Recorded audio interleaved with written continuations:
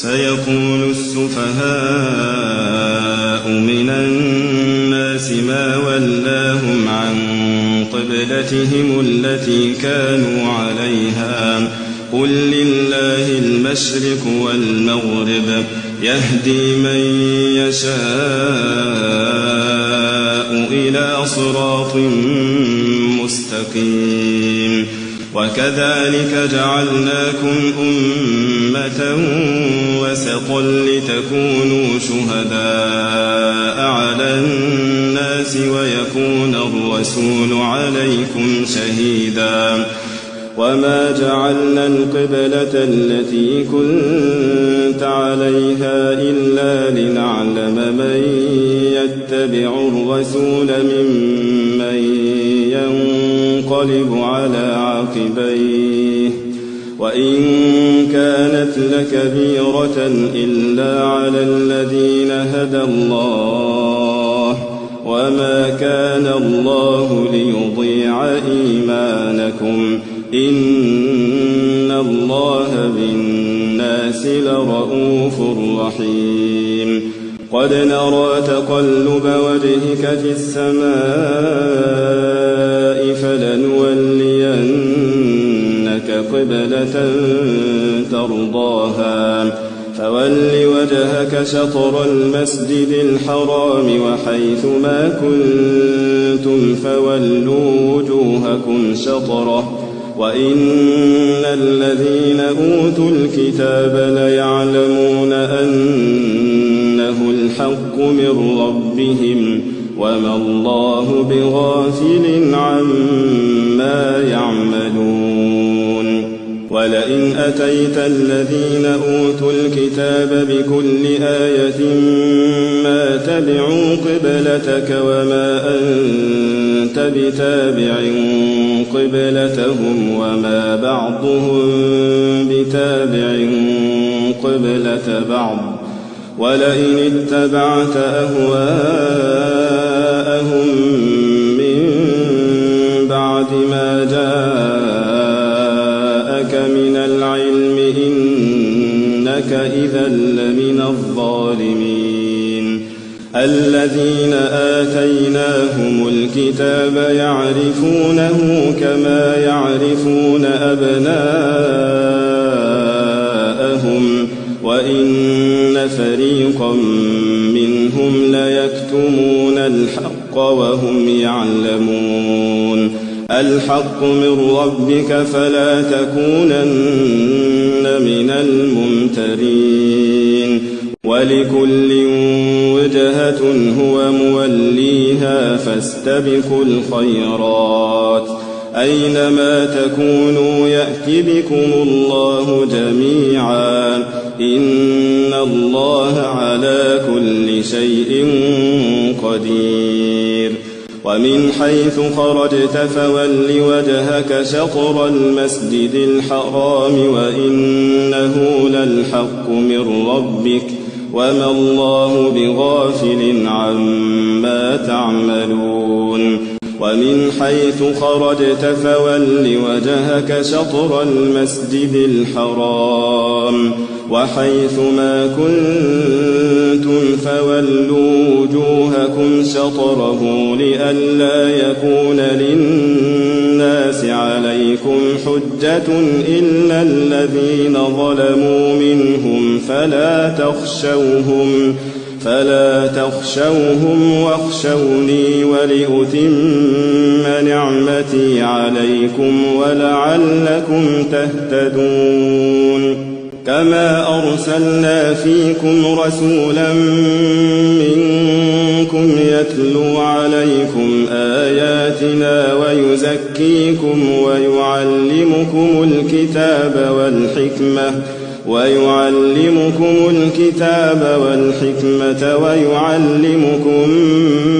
ما لم تكونوا تعلمون فاذكروني أذكركم واشكروا لي ولا تكفرون يا أيها الذين آمنوا استعينوا بالصبر والصلاة إن الله مع الصابرين ولا تقولوا لمن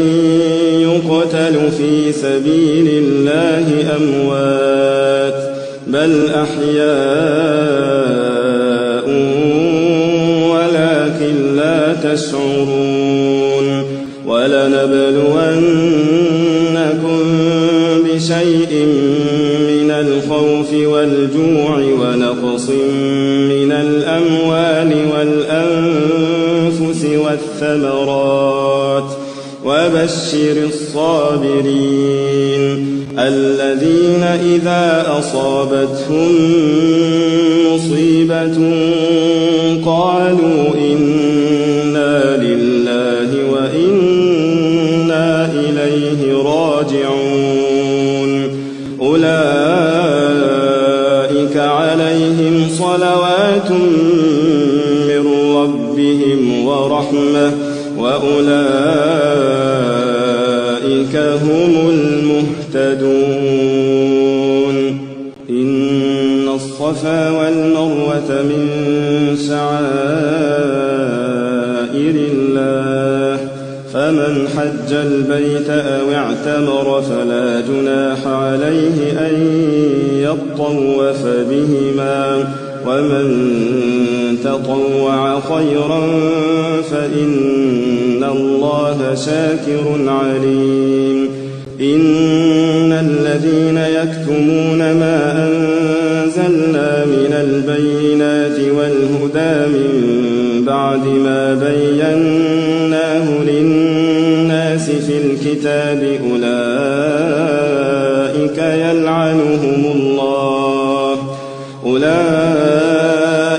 يلعنهم الله ويلعنهم اللاعنون إلا الذين تابوا وأصلحوا وبينوا فأولئك أتوب عليهم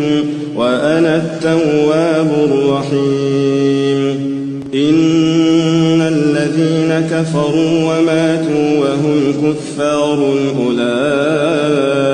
عليهم لعنة الله والملائكة والناس أجمعين خالدين فيها لا يخفف عنهم العذاب ولا هم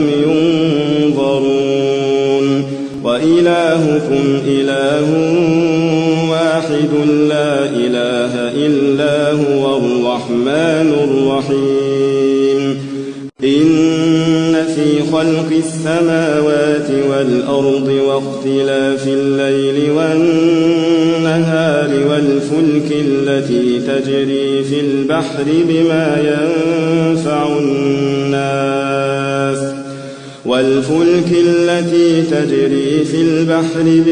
ينفع الناس وما أنزل الله من السماء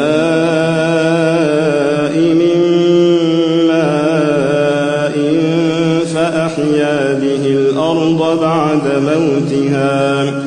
فأحيا به الأرض بعد موتها وبث فيها من كل دابة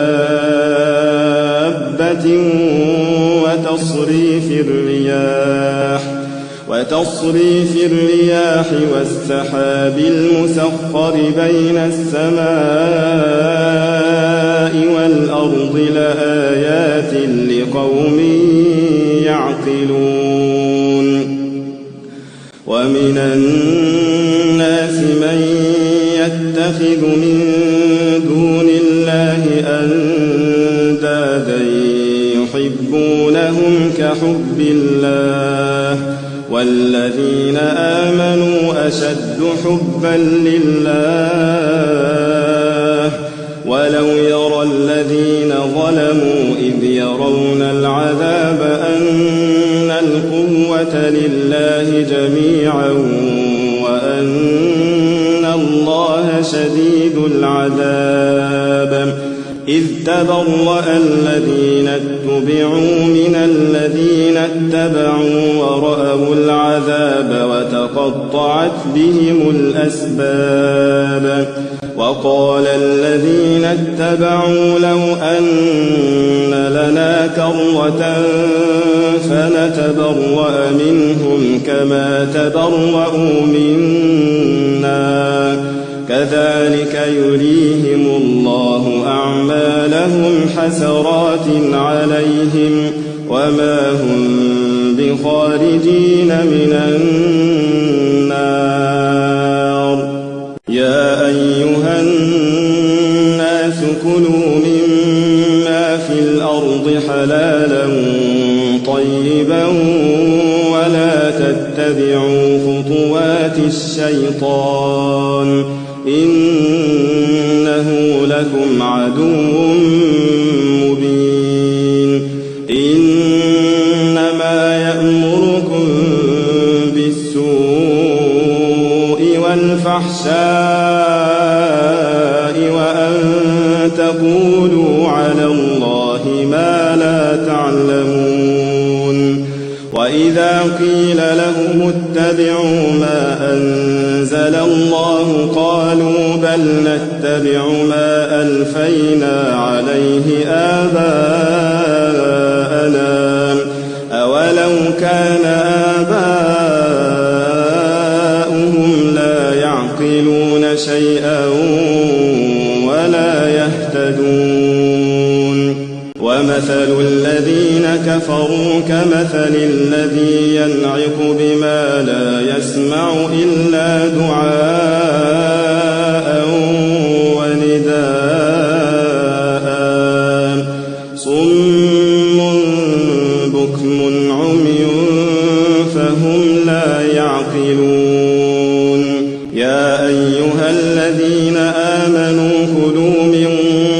طيبات ما رزقناكم واشكروا لله إن كنتم إياه تعبدون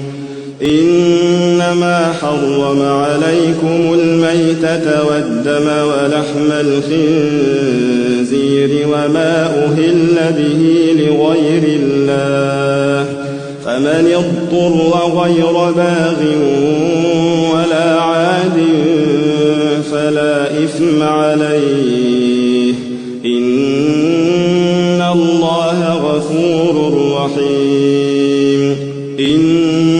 الذين يكتمون ما أنزل الله من الكتاب ويشترون به ثمنا قليلا أولئك ما يأكلون في بطونهم إلا النار أولئك ما يأكلون في بطونهم إلا النار يكلمهم الله يوم القيامة ولا يزكيهم ولهم عذاب أليم. أولئك الذين اشتروا الضلالة بالهدى والعذاب بالمغفرة فما أصبرهم على النار.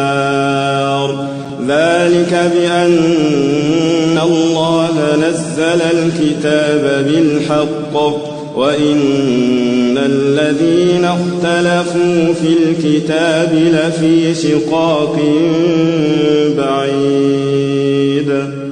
ليس البر أن تولوا وجوهكم قبل المشرق والمغرب ولكن البر من آمن بالله واليوم الآخر والملائكة والكتاب والنبيين وآتى المال على حبه ذوي القربى واليتامى والمساكين وابن السبيل والسائلين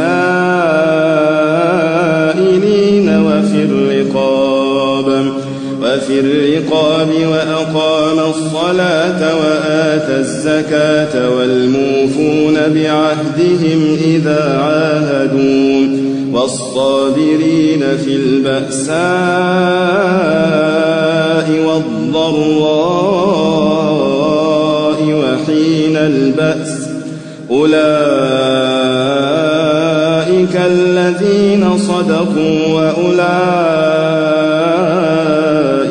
هم المتقون. يا أيها الذين آمنوا كتب عليكم القصاص في القتلى الحر بالحر والعبد بالعبد والأنثى بالأنثى فمن عفي له من أخيه شيء فاتباع بالمعروف وأداء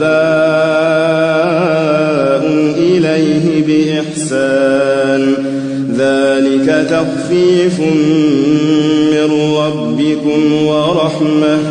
فمن اعتدى بعد ذلك فله عذاب أليم. ولكم في القصاص حياة يا أولي الألباب لعلكم تتقون. كتب عليكم إذا حضر أحدكم الموت إن ترك خيرا الوصية للوالدين والأقربين بالمعروف حقا على المتقين. فمن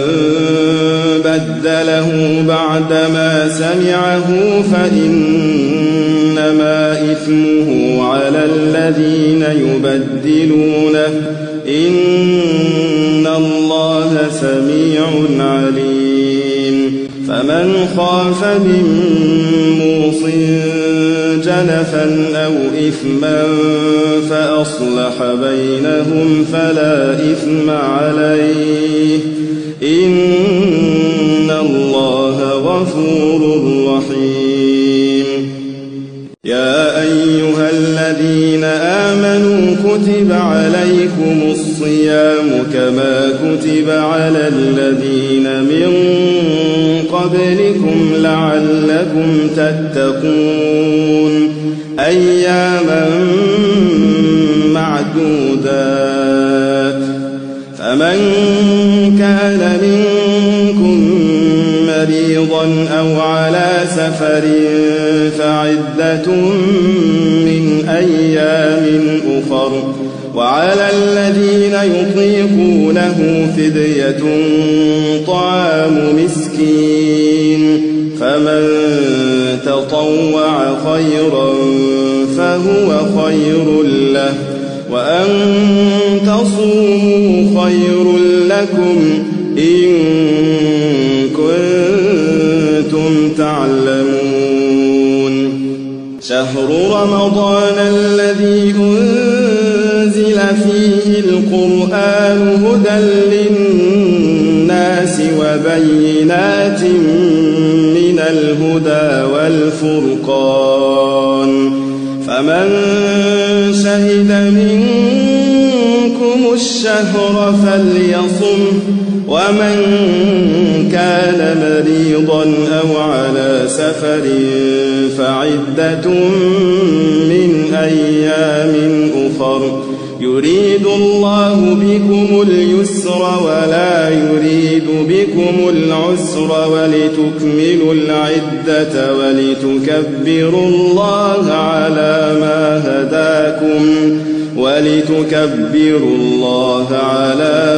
هداكم ولعلكم تشكرون. وإذا سألك عبادي عني فإني قريب أجيب دعوة الداع إذا دعان. وإذا سألك عبادي عني فإني قريب وإذا سألك عبادي عني فإني قريب أجيب دعوة الداع إذا دعان فليستجيبوا لي وليؤمنوا بي لعلهم يرشدون. أحل لكم ليلة الصيام الرفث إلى نسائكم هن لباس لكم وأنتم لباس لهن علم الله أنكم كنتم تختانون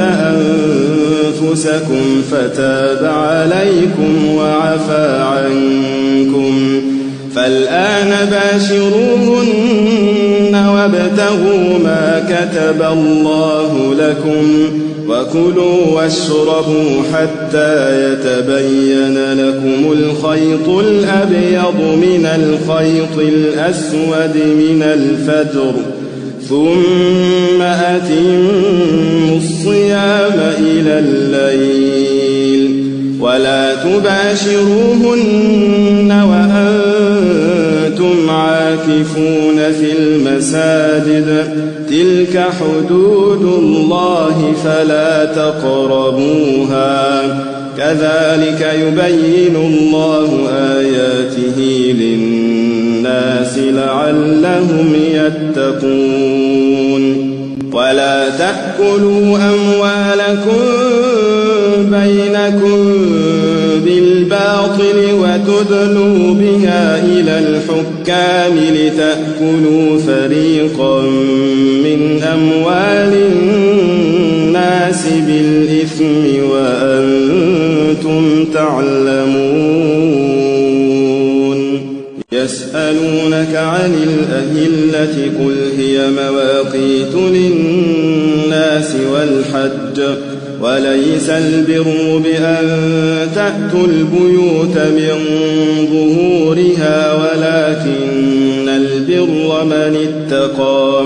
وأتوا البيوت من أبوابها واتقوا الله لعلكم تفلحون وقاتلوا في سبيل الله الذين يقاتلونكم ولا تعتدوا إن الله لا يحب المعتدين